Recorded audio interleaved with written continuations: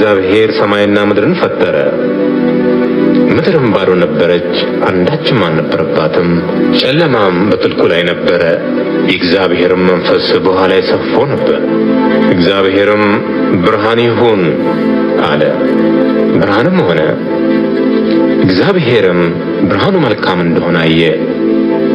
እግዚአብሔርም ብርሃንና ጨለማ ለየ።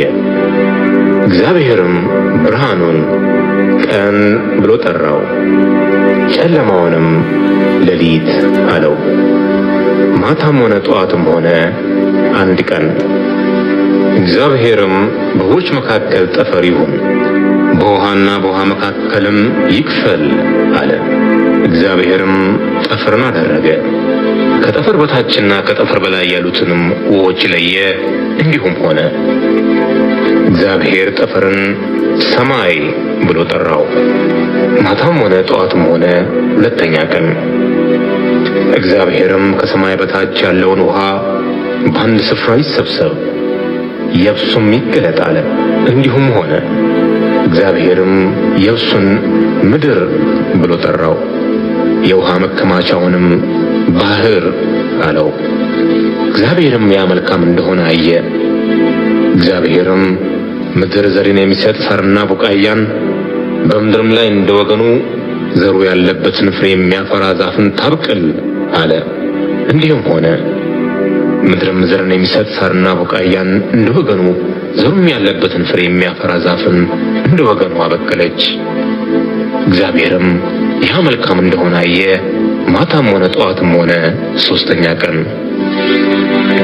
እግዚአብሔርም አለ፣ ቀንና ሌሊትን ይለዩ ዘንድ ብርሃናት በሰማይ ጠፈር ይሁኑ፣ ለምልክቶች፣ ለዘመኖች፣ ለዕለታት፣ ለዓመታትም ይሁኑ።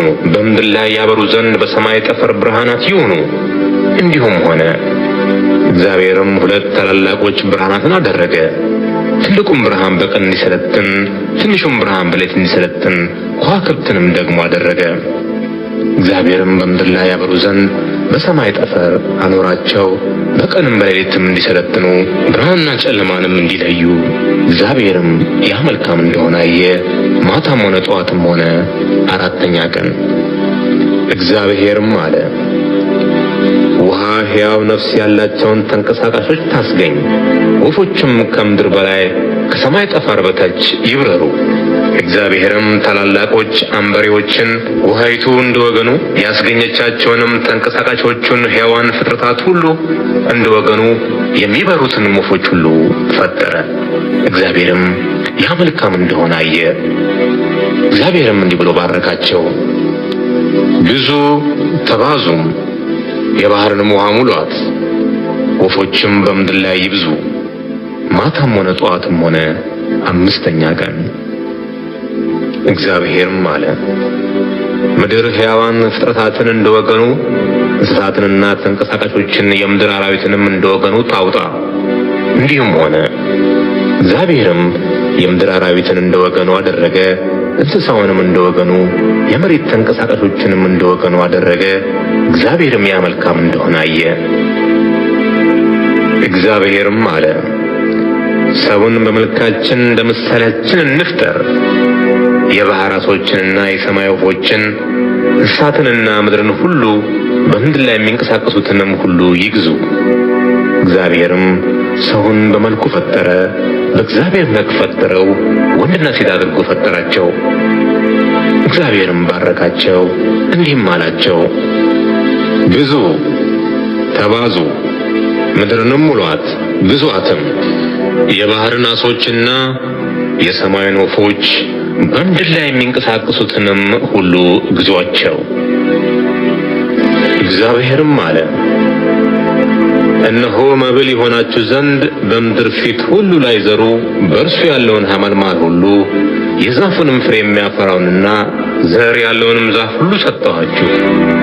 ለምድርም አራዊት ሁሉ፣ ለሰማይም ወፎች ሁሉ፣ ሕያው ነፍስ ላላቸው ለምድር ተንቀሳቃሾችም ሁሉ የሚበቅለው ሐመልማል ሁሉ መብል ይሆንላቸው። እንዲህም ሆነ። እግዚአብሔርም ያደረገውን ሁሉ አየ፣ እነሆም እጅግ መልካም ነበረ። ማታም ሆነ ጠዋትም ሆነ ስድስተኛ ቀን።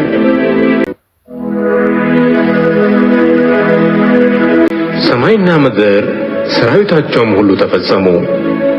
እግዚአብሔርም የሠራውን ሥራ በሰባተኛው ቀን ፈጸመ። በሰባተኛውም ቀን ከሠራው ሥራ ሁሉ አረፈ። እግዚአብሔርም ሰባተኛውን ቀን ባረከው፣ ቀደሰውም፣ እግዚአብሔር ሊያደርገው ከፈጠረው ሥራ ሁሉ በእርሱ አርፏልና። እግዚአብሔር አምላክም ሰማይና ምድርን ባደረገ ቀን በተፈጠሩ ጊዜ የሰማይና የምድር ልደት ይህ ነው። የሜዳ ቁጥቋጦ ሁሉ በምድር ላይ ገና አልነበረም፣ የሜዳውም ቡቃያ ሁሉ ገና አልበቀልም ነበር። እግዚአብሔር አምላክ በምድር ላይ አላዘነበም ነበርና ምድርንም የሚሠራባት ሰው አልነበረም። ነገር ግን ጉም ከምድር ትወጣ ነበር፣ የምድርንም ፊት ታጠጣ ነበር። እግዚአብሔር አምላክም ሰውን ከምድር አፈር አበጀው፣ በአፍንጫውም የሕይወት እስትንፋስን እፍ አለበት፣ ሰውም ሕያው ነፍስ ያለው ሆነ። እግዚአብሔር አምላክም በምሥራቅ በዔድን ገነትን ተከለ፣ የፈጠረውንም ሰው ከዚያ አኖረው። እግዚአብሔር አምላክም ለማየት ደስ የሚያሰኘውን ለመብላት መልካም የሆነውን ዛፍ ሁሉ ከምድር አበቀለ። በገነት መካከል የሕይወትን ዛፍ መልካምና ክፉን የሚያስታውቀውንም ዛፍ አበቀለ። ወንዝንም ገነትን ያጠጣ ዘንድ ከዔድን ይወጣ ነበር። ከዚያም ለአራት ክፍል ይከፈል ነበር። የአንደኛው ወንዝ ስም ፊሶን ነው። እርሱም ወርቅ የሚገኝበትን የኤውላጥን ምድር ይከብባል። የዚያም ምድር ወርቅ ጥሩ ነው። ከዚያም ሉልና የከበረ ድንጋይ ይገኛል። የሁለተኛው ወንዝ ስም ጊዮን ነው። እርሱም የኢትዮጵያን ምድር ሁሉ ይከብባል። የሦስተኛውም ወንዝ ስም ጤግሮስ ነው። እርሱም በአሦር ምስራቅ የሚሄድ ነው። አራተኛውም ወንዝ ኤፍራጥስ ነው። እግዚአብሔር አምላክም ሰውን ወስዶ ያበጃትም ይጠብቃትም ዘንድ በዔድን ገነት አኖረው።